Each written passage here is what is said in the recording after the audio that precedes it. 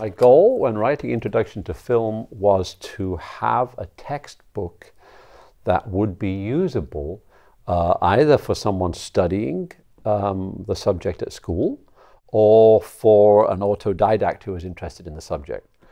Because the textbooks that I found when I had to teach that class at the University of Colorado in the States were extremely large. They were like as big as the Bible or an old telephone directory. And I realized that, well, the students told me, in fact, that they would not buy that textbook, and if they did, they wouldn't read it. My hope is that people who are interested will actually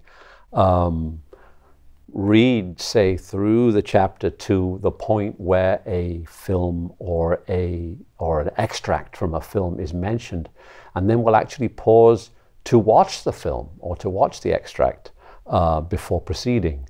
I don't know if people will do that, but that would ideally be my goal. I think having an informal and colloquial style is a good idea because academic texts do tend to get pretty dense. The academy has a language all its own, which sometimes seems designed to exclude the general reader. I hope that this book is relatively easy to read for somebody who speaks English as a first or second language. I do think it's important to have a notion in your head of the timeline of the 20th century, and so I invite the reader to create their own timeline of that century, which will then help them to put those films in context.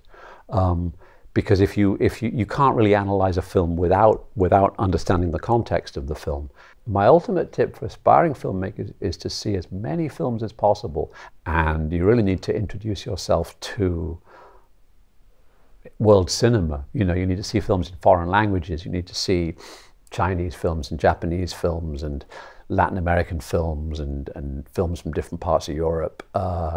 You need to be aware of the Iranian cinema and the Korean cinema and all of this, because the more films that you see and the more films that you see from back in time, from the far off reaches of the black and white days, you know, even stretching into the silent film days, the better, you know, because you'll have a much broader experience of the cinema and you'll be able to refer to a much greater variety of films than if you're only used to the contemporary product.